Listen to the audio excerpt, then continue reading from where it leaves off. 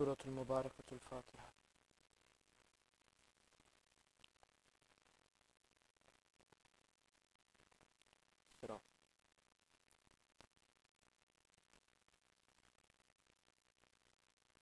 بسم الله الرحمن الرحيم.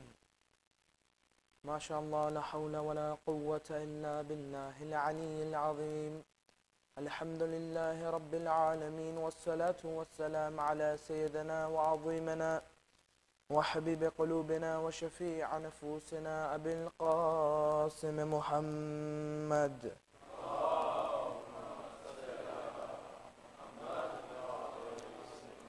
وعلى أهل بيت الطيبين الطاهرين المعصومين الصادقين. الحمد لله رب العالمين، والصلاة والسلام على وصي رسول رب العالمين، عبدك ووليك وأخي رسولك وحجتك على خلقك وآيتك الكبرى والنباء العظيم، أمير المؤمنين علي بن أبي طالب.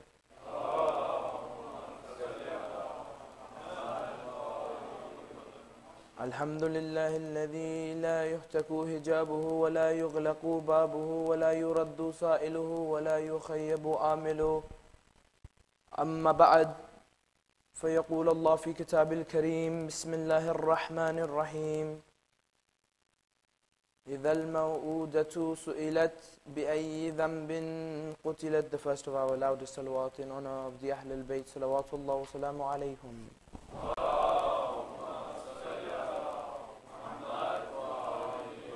The second in honor of the Imam of our time, Imam Muhammad al-Mahdi, ajjalallahu farajahu sharif.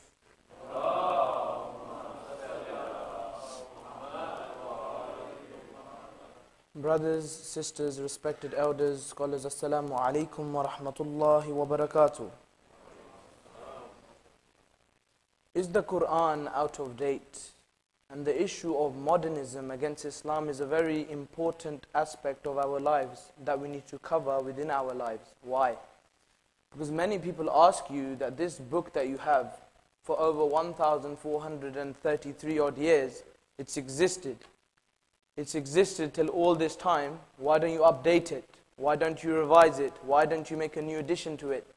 Especially those of you who are in the university circles, this book is continuously questioned. You as Shia and Muslims take it as a book that is a miracle because it has not been changed. They say to you it is an out-of-date book because it hasn't been changed. And therefore the aspect of the donkey that I mentioned the other day, that you cannot make people happy.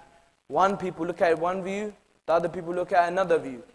And therefore we need to realize that we are in a Western society, a society of debate, a society of scholarly discussions.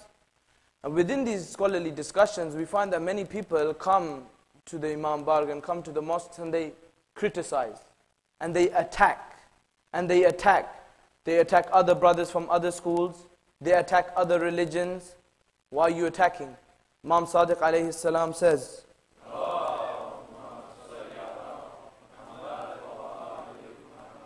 it is very well known that when Imam Sadiq alayhi salam used to mention and used to debate with other scholars, do you know what he used to say?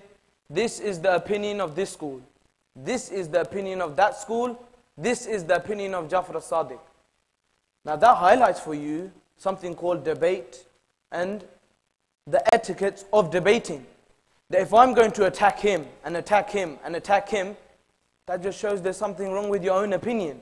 There's something wrong with your own religion that you continue to attack. If you don't attack, you say, this is how it is. This is his opinion, this is his opinion, this is my opinion. Accept it if you want. Therefore, we need to look at this issue of Westernism. Why? Many people attack West. They attack it and they attack it. But let's look at the positives for a second. Knowledge is disseminated within the West. Universities are the best in the world. In the West, Harvard, Oxford, Cambridge. That the best universities are within the West. Freedom. Which one of you Shia is going to go to Bahrain and go to the military service and say I'm a Shia? Go to the Saudi Arabian government and say I'm a Shia. Go to the Pakistanis in Part 39 and say I'm a Shia. Will you be able to say you're Shia? Yes. But your head's going to come off at the same time. And therefore, within the West, you have something called freedom of expression. Some people may come and say, but hijab gets attacked. Put that to one side for now. But in the West, you have freedom. On Sunday, you have a julus commemorating Imam al-Hussein. You have freedom. What has the East taken from the West? This is the problem. We have taken a number of things. Jeans. Wherever you go in the world, you come to Canada, you go to the UK, you go to Australia, China, Syria, Arabia, wherever you go, you're going to find jeans. TVs. I tell you, Bollywood, people don't regard it as, highly. In Syria, you flicking through the channels, Bollywood is there. Hollywood is there. Friends, those of you acquainted with Channel 4, Friends, they're also present in Syria. Let's look at foods. When you go to Medina al-Munawwara, what happens? You go to Medina, you go out of the 25th gate, I think it is. The 25th gate, on the right-hand side, you see Starbucks. You see Starbucks. You go out, or Bab al-Awwal, Bab al-Abdul Aziz, you go out, you look towards you, KFC. You go into the malls, Burger King. You go inside the mall, even deeper, Baskin Robbins. This shows to you that the East is taking a lot from the West. But they're also taking other things, such as music, and other things such as alcohol, that we removed this from our societies in the time of the Prophet. Now they're coming back in. They're coming back in. They claim to be so perfect. They claim to say, look at our democracy and look at our systems. Let's look into this. These people who are at the top of their societies, musicians, sports stars. Let me give you some examples. Jeff Alm was an NFL football player. He committed suicide. Kurt Cobain, famous musician, committed suicide. Chris Benoit, famous wrestler, committed suicide. But at the same time, when he committed suicide, he killed his wife and his child. Now the question arises, that why are these people, if they're in the perfect society, committing suicide?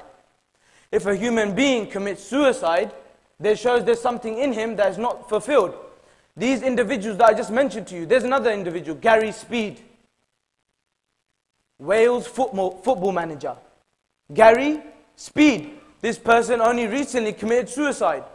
He had all the money, he had all the music, he had all the world at his feet. Why did he commit suicide? It shows to you there's an illusion being formed. That's why I said to you, topdocumentaryfilms.com/starsuckers. Watch it. Illusion is being formed. Simon Cowell, what do you know what he really does? What do you know what he really does? This man, pop idol. Why idol? Why couldn't he name it something else? If you look at starsuckers, they'll tell you something. Do you know what they're going to tell you? They're going to tell you that this man has done such things, and I can't mention it from the member because they'll kick me out. But he's done such things that when you look upon his face, he doesn't look like he's done anything. And the cover-up stories that he has. And therefore, you need to look, why are people committing suicide? And will you believe, when I came across my research, you have top 10? Sports stars, top 10. Musicians, top 10. I came across in my research, top 10 places to commit suicide. And will you believe, within the top 10, Canada has 3. Canada has 3. I'll give you the 3. Niagara Falls is 1. What's another one? Prince Edward Viaduct in Toronto. And mashallah, even the Montreal Jamaat made it in there. Montreal, what is it called? Montreal Jacques Cartier, or whatever you say, excuse my French. But the thing is that these places are regarded as suicide top destinations. I've heard of holiday destinations, sports destinations. Have you ever heard of suicide destinations? That tells you that suicide is becoming a norm within our societies. That if the website can make 10 top 10 destinations for suicide, then why can't it do anything else? And therefore this lecture seeks to reply to Richard Dawkins. Why? Richard Dawkins says that the Quran is out of date. They take the Quran literally. Islam is evil.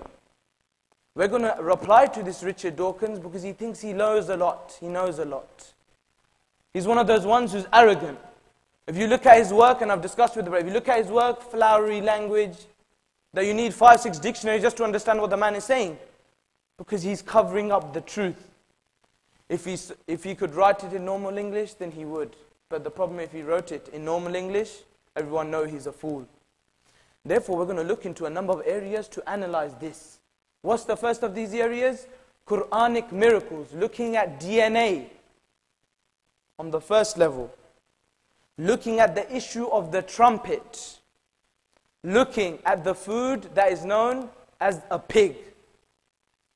On the second level, what are we going to look at on the second level? We are going to look at abortion. On the third level, we are going to look at hijab. On the fourth level, we are going to look at the fiqh, the jurisprudence of Islam. 2 aspects. Honor killing. Recently in Canada, there's been a few honor killings, hasn't there? Muhammad Murtadha and his daughter strangled her to death. Let's look at honor killing. And on the second level, let's look at whether Islamic fiqh is barbarian. Is it barbarian or is it not? That this will cover some of the issues that the people are concerned with within today's modernism. The first of these issues is Quranic miracles. Many people come to you and say that the Quran is out of date. It is a book that dates back to thousands of years that are behind us. Let's look to the future. Make it like the Bible. Give me the new edition. Give me the New Testament, the Old Testament. Give me this testament and that testament. Edition 1, 2, 3, 4. Make it, improve it. But we say this is the word of Allah subhanahu wa ta'ala. If anyone wanted to improve it, he would do it himself. We don't need to change his words. And therefore, those of you who are accustomed to science will know, in 1856 there was something called, and there was a discovery of DNA. But let's go further than this. There was something called the fingerprint. Each human being knows, those of you who studied know, that the fingerprint of the index finger is unique to each one. Each one has a unique fingerprint. In the Quran, we find in chapter 75, verses 3 and 4, Allah subhanahu wa ta'ala says, when they die, we will bring them back alive. Do you think Allah subhanahu wa ta'ala cannot restore their fingerprints? Their fingerprints. You need to understand, why did Allah subhanahu wa ta'ala say fingerprints? Why would you want to say fingerprints? Well, the reality is, Rasulullah sallallahu alayhi wa sallam,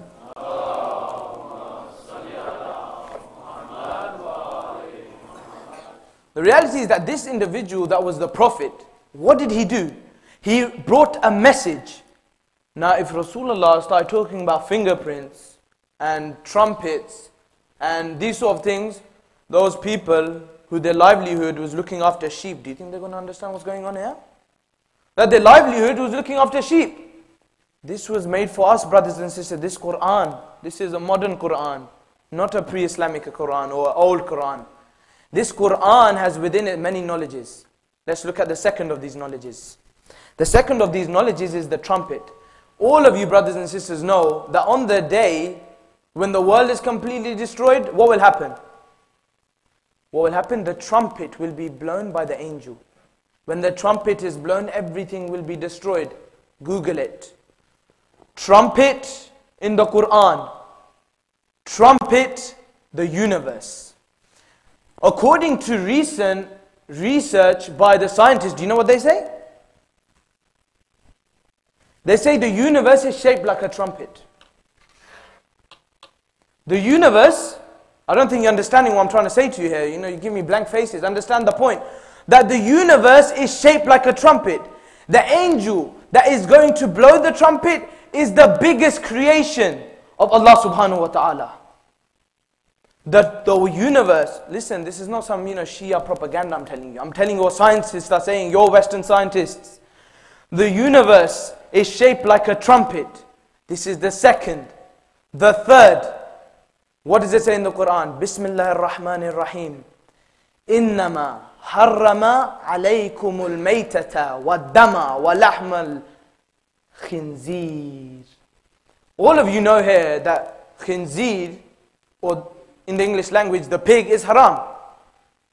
Many people, when they look in the Quran, they say, why is the pig haram? It tastes beautiful. As you know, a British man, or maybe even a Canadian, when they go to have a breakfast, they have to have bacon. It's like a wajib type of thing, compulsory thing, that they have to have bacon with their eggs. But the scientists have recently said what? Eating pig causes cancer. Cancer within the blood, and it also causes prostate cancer. Let's look at the pig for a second here. That if we're going to understand the miracles of the Quran, then we need to understand what is the Quran saying. Why is something haram? Why is alcohol haram? Why is the pig haram? The pig is haram. I'll give you an example, brothers and sisters. That the pig will eat its own feces. Within the Hindu religion, they'll say to you that each animal has a karma, has something coming from within them. That if you eat it, you will become like them. Quran says, do not eat the pig. The reasons, these are some reasons that may be the answer, maybe. We don't know the real answers, but what does it say? It says, they eat its own feces. If you put the pig, another pig's child in front of it, if the pig is hungry, it will eat that as well. And do you know that the pig enjoys watching its wife with other pigs? And then you realize why these Westerners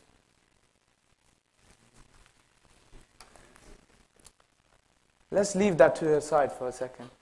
But we understand the point that these pigs, or the DNA, or anything else within the Quran, alcohol, whatever it may be, this is a modern Quran. You want to find a modern book, then read the Quran. Does ethics change? A lie is always a lie. What does the Quran say? Don't lie. The truth is always the truth. The Quran says, speak the truth. The Quran says, forbid the evil and join in the good. But it seems that today's society enjoin in the evil and forbid the good. This is the reality of today's society. That when you go out in the world, the first thing that you'll see, I remember someone telling me, I don't know about this, but someone telling me that when you go out one of the shopping malls, in front of you will be a strip club. And you're thinking to yourself that I read the Quran. In the Quran it says I cannot go. Then why do these people keep showing you? And therefore we need to look at pre-Islamic Arabia. Why? Pre-Islamic Arabia is the utmost importance in this discussion. You want to look at strip clubs? Pre-Islamic Arabia, they had that. You want to look at alcohol? Pre-Islamic Arabia, they had that. You want to look at pigs? Pre-Islamic Arabia, they had that also. You want to look at non-hijab? Pre-Islamic Arabia, they also had that. You want to look at abortion? Pre-Islamic Arabia also had that. That everything within today's society is coming back into the society, and our forefathers or our parents and ourselves were sleeping. People are writing books against your religion. Wake up, write something. Reply to these individuals. Why are you not replying? Why are you looking at me? Pick up the pen and paper like the young brother did over there. Write something.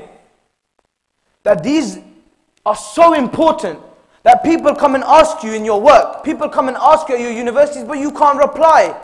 Why can't you reply? Ask yourself the question. Am I too busy watching TV? Am I too busy wasting my life? Am I too busy not coming to the mosque at 7:30 and make the Malana wait until 8 o'clock? Ask yourself the questions. Therefore, we need to look into pre-Islamic Arabia, and let's look at a number of issues. The first of these issues is abortion. Within Pakistan, will you believe 1,200 children, yearly or monthly, are either hung, stabbed, killed in another way, or just thrown in the bin alive? Buried alive within Pakistan. Pakistan is a small example. Islamic Republic, we'll discuss that another day. But to understand the point, within Canada, from 1988 to the year 2005, 1,811,000 707 abortions took place within this country. Do you think that's a joke? Pre-Islamic Arabia says, do not kill the child. إِذَا الْمَعُودَةُ سُئِلَتْ بِأَيِّ ذَنْبٍ قُتِلَتْ. What does it say? It says, why is the child buried alive? For the sin. For which sin do you bury it alive? What did the child do to you? Listen, in the university circles, you know what the problem with parents is today? I'll tell you what the problem with parents is today. My child is studying. My child is working. My child is doing this. Get him married. What do you know what he does at university? What do you know what he does at work? Get him married. Why are you neglecting the problems that you have in the Western world? In Pakistan, 1,200 children are killed in, I quote, Islamic Republic, unquote. Within a Western world where millions of children are killed on a monthly basis. Talking about the whole of the Western world. And you say that my child is making money? My child is studying? Allah subhanahu wa ta'ala says in the Quran, what does He say? He says that if you trust in me, then get him married. Because when you get him married, I will be responsible for providing his rizq. You think his education is going to provide him rizq? You think that he's going to start working and it's going to provide him rizq? You're only kidding yourself. How many people do you see with degrees and PhDs working in McDonald's? You're in a world that there's no jobs. If there's no jobs, at least have your religion. So that you have hope. Tomorrow Allah subhanahu wa ta'ala will give me something better. Therefore, why do we exist in this jahiliyyah? Why do you neglect the problems that your children go through? Why do you children neglect it? That you say, no worries, tomorrow I'll change. Tomorrow, who gave you a pass? Who wrote you a ticket where you're going to live to 50 years? 21, my cousin died. 21. Not 210. 21. Didn't even finish university.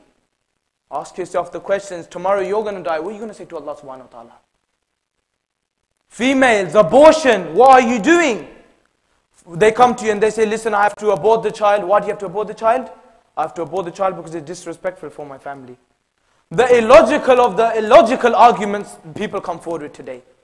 When you're doing the act with that guy, who's probably sleeping with another 6 women at the same time, no one's thinking about that, are they? No, because when you sin, you don't think.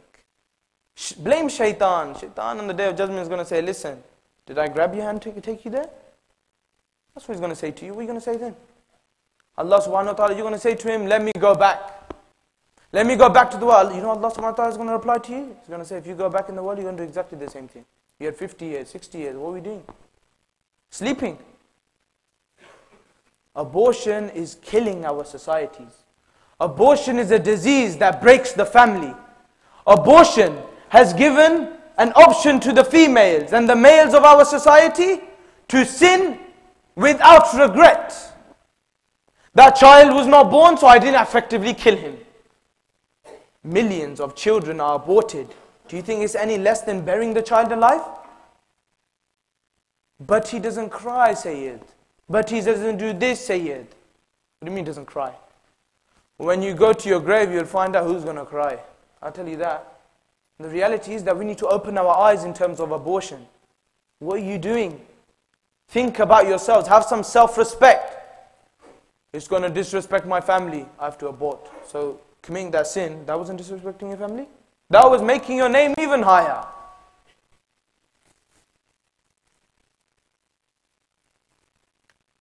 The third issue, hijab.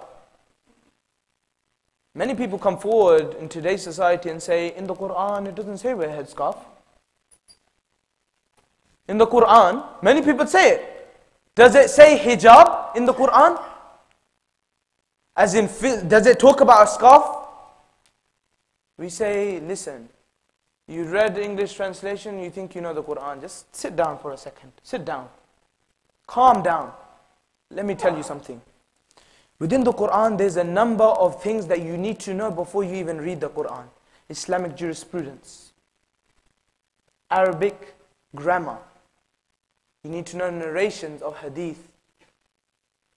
You need to know all these things, brothers and sisters. If you don't, then don't think you'll become some faqih and giving fatwas and saying, listen, the Quran doesn't say this, Quran doesn't say that. The Quran in Surah Nur, verse number 31, what does it say? It says very point blank, Zinatahunna. Zina. Urdu language, you know what zina is. Beauty. Cover your beauty. Your hair is not your beauty? Hair is not your beauty. Why don't you make your head bald? Because no one will come near you if your head is bald. Ask Britney Spears. When she got her head bald, no one came near her. Point of the fact is this, that it says zinatuhunna, beauty. It says cover everything except your faces, except your hands. What is apparent thereof? Apparent thereof, important. Today women will come to you, why should I wear hijab? I'll tell you something, brothers and sisters. I'll tell you something very important. There's a woman by the name of Sarah Ben Kirain or Ben Kirani, something like this. Within Canada. Within Canada.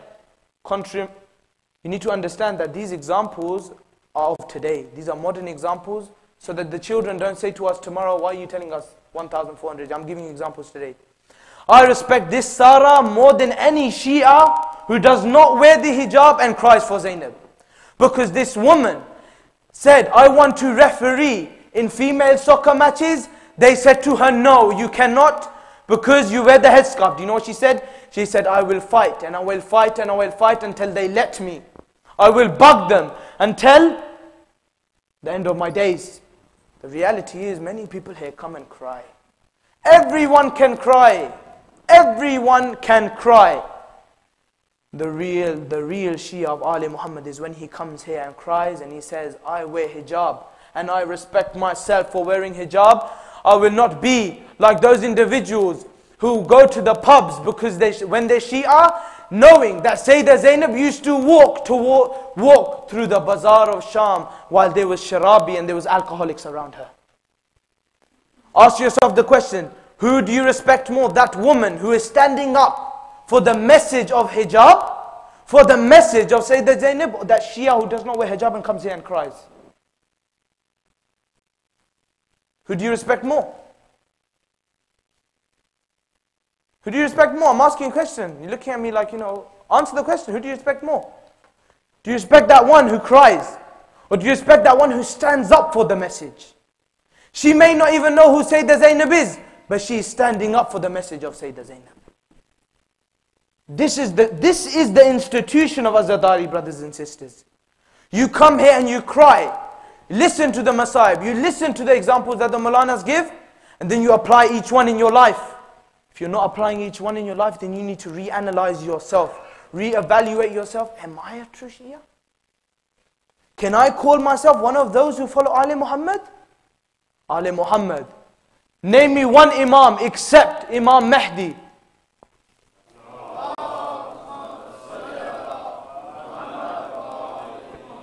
Who did not give their life for truth and justice.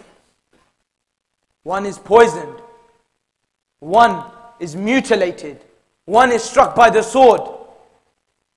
Each one of the Imams, they saved your religion. They saved your sectarian belief.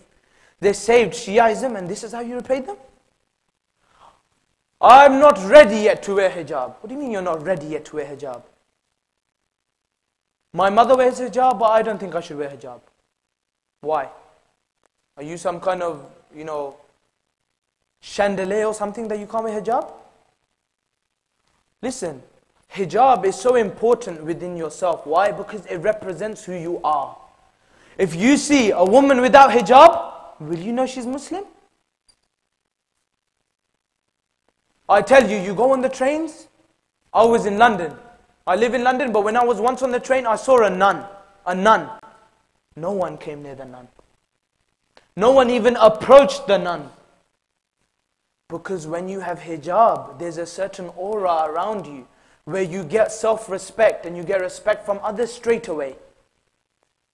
It is a whole different concept that people obey the physical hijab and don't obtain the social hijab.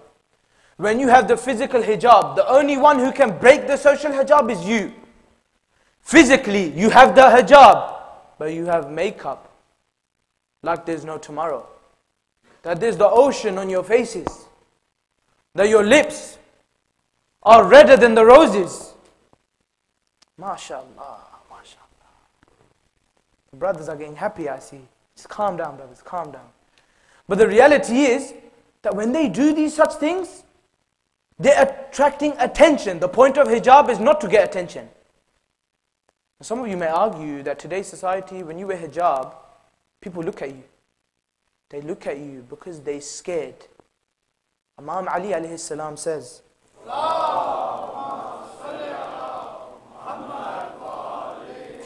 he says, those things that are alien to the human being, he will always fear them.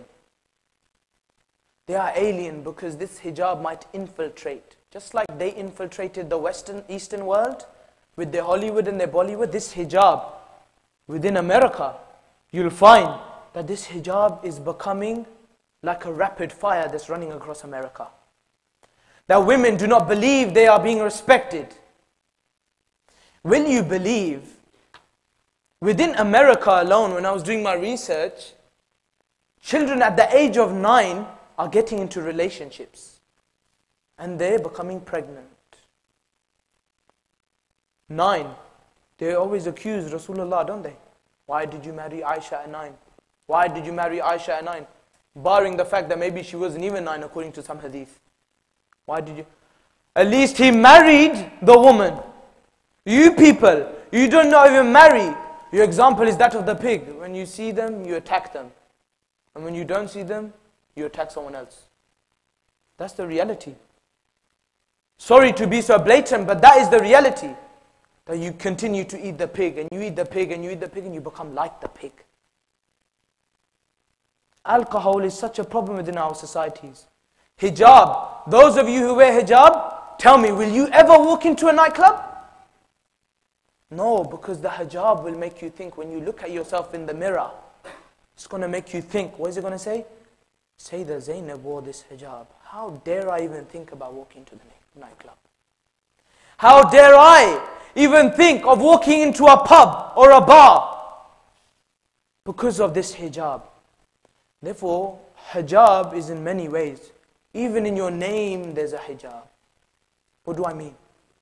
Now, when they call you Mo, they're not calling you Muhammad. When they call you Muhammad, let's go to the nightclub. Instantly up here. Muhammad, Rasulullah, you would never do it. Why should I? Mo, alhamdulillah, Mo will do everything. Mo, mashallah. Mo will left, right, everywhere, he's there. Muhammad, no, Muhammad, Ali, Hassan, Hussein. These are examples that you learn from here. If your name is Muhammad, then tell your Christian friends, my name is Muhammad, I'm not Mo. If your name is Isa, say I am Isa, I'm not Jesus. If you are Abraham, don't say to them, I'm Ibrahim. Because I tell you something, go research this yourselves. Look at the prophets in the Bible and compare them with the prophets of Islam. You'll see two completely different people. Abraham done certain things that were haram. Ibrahim, prophet of Allah, Ibrahim would never do such thing. Ask yourself the questions, brothers. Your hijab is your names. Your hijab is the veil that you wear. Your hijab is the clothes that you put on. Your hijab is your religion. When you remove your religion from your life, you remove modesty from your life. When you remove modesty from your life, then you are nothing but like the animals. Because Islam was there to excel your position, to make you higher than the angels. If you are lower than the animals, then ask yourself the question, why? Because I didn't maintain that hijab. Let's look at our final topic. Fiqh. Honor killing. An individual by the name of Muhammad Parvez killed his daughter, strangled her alive. Strangled her alive. From Pakistani descent, lives in Toronto. This individual, when he killed his own child, he gave the reason why. Why do you kill your own child? People asked him why. Because she didn't wear hijab. I tell you, this is the sad thing about Muslims today. Why are you not wearing hijab? Dad, you never told me how to wear hijab. Dad, you never give me reasons why to wear hijab. Dad, did you ever tell me about hijab the way Fatima Zahra told me about hijab? No, you didn't, did you? Daughter, wear hijab. Why? As soon as they are, why? You see the hand coming from left and right. You see the soti. You know soti? Yeah, the little soti, the stick, striking them. Why?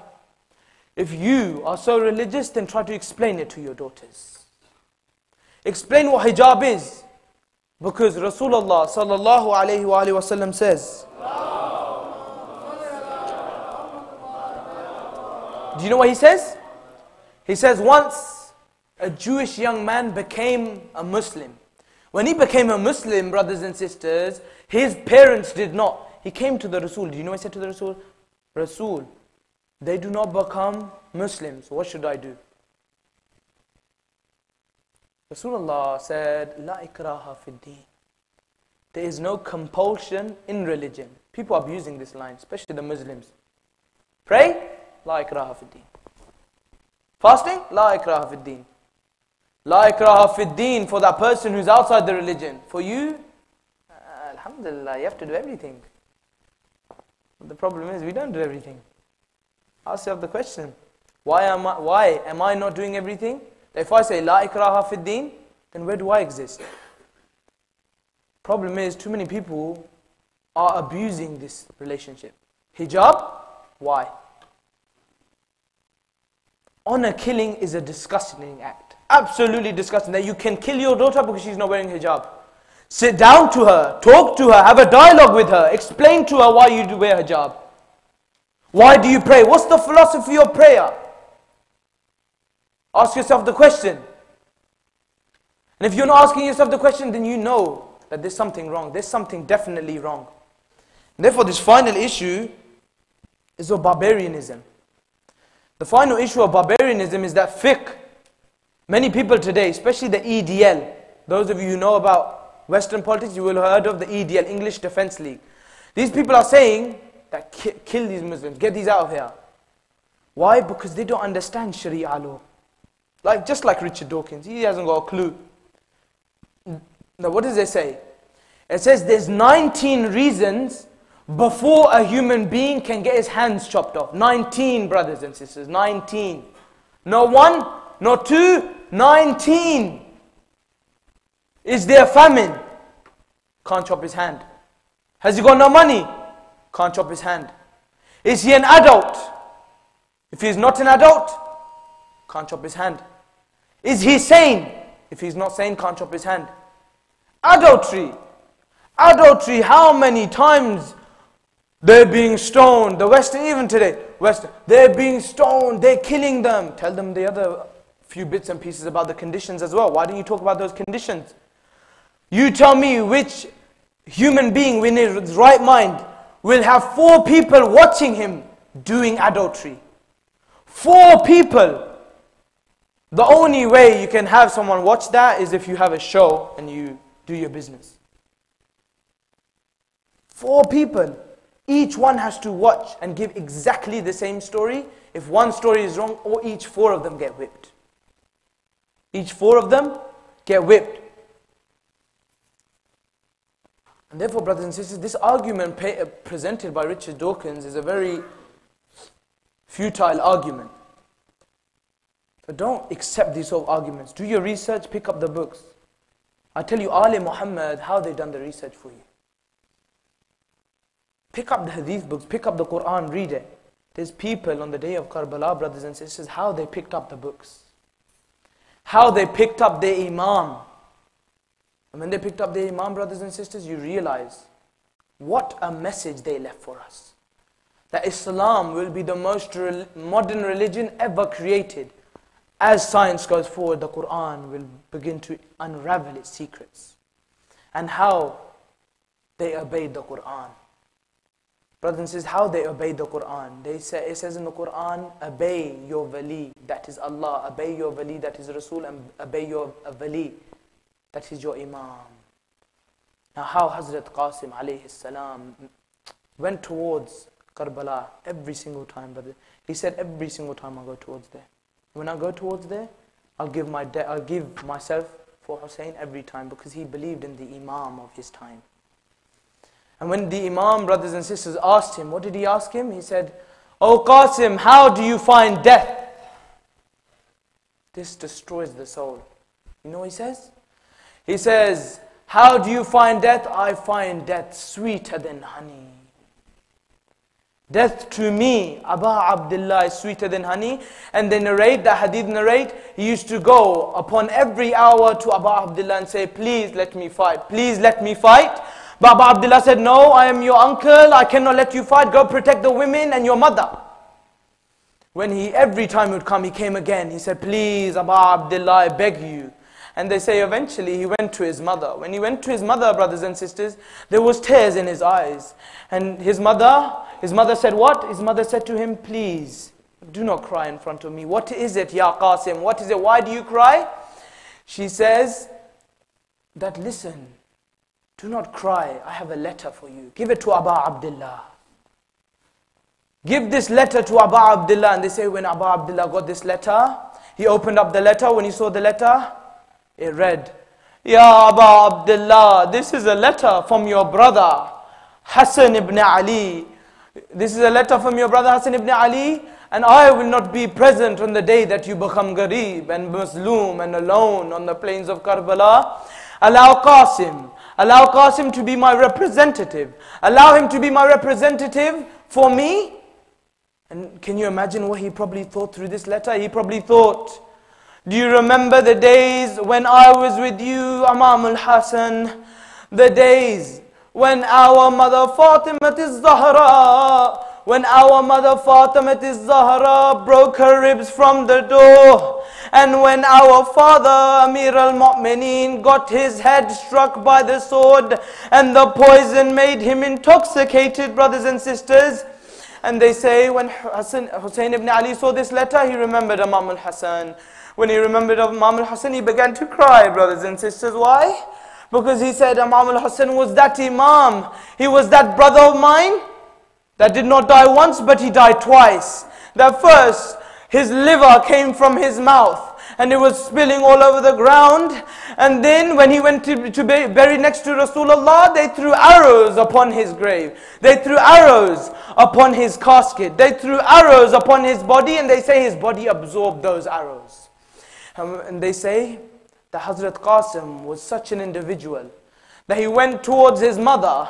When he went towards his mother, brothers and sisters, they say his mother and his aunties began to kiss him everywhere.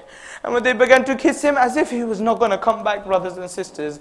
And when they kissed him everywhere, they said to him, "Qasim, you are only 13, you are only 14. How Mazloom has Hussein become that he has to rely on children like you to protect him, to protect the religion of Islam." They say Hazrat Qasim alayhi salam went towards Karbala. When he went towards Karbala, they say the armor was too small for him. That's how young he was, brothers and sisters. He was so young, the armor was too small. He went towards Karbala. When he went towards Karbala, they say he killed 35 soldiers, brothers and sisters, 35. But eventually, his shoe became stuck and he fell on the ground. When he fell on the ground, they say a sword came and struck Hazrat Qasim alayhi salam on his head, and he fell. And he said, "Ya Aba Abdullah, help me. Ya Aba Abdullah, help me." And they say, Aba Abdullah, the difference between all the other things and this death was what? That Hazrat Qasim, his killer, was chased down by Aba Abdullah. When he was chased down, they say he removed him from this world. He went to Hazrat Qasim, and you know what he said?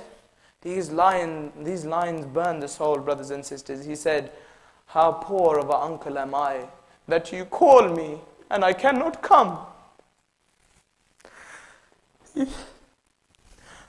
You call me and I cannot come. And when I come, it is to no avail, that they already have killed you." And they narrate after the 10th of Muharram, Bibi Zainab alayhi salam says what? She says, "I hear cracking You know where I'm going, brothers and sisters. I hear cracking. They go to Imam Sajjad and says, "Oh Sajjad, oh Ali ibn al-Hussein, I hear cracking." And Imam Sajjad alayhi salam,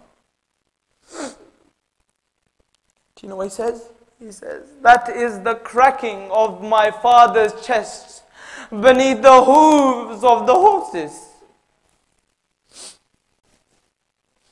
Ala la'natullah ala al-qawm al-zalimeen. Raise your hands, brothers, for dua, Imam Zaman.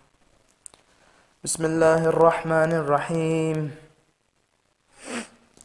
Allahumma kulli waliyaka al-Hujjat ibn al-Hasan صلواتك عليه وعلى آبائه في هذه الساعة وفي كل ساعة وليا وحافظا وقائدا وناصرا ودليلا وعينا حتى تسكنه أرضك توعا وتمتعه فيها طويلا برحمتك يا أرحم الراحمين.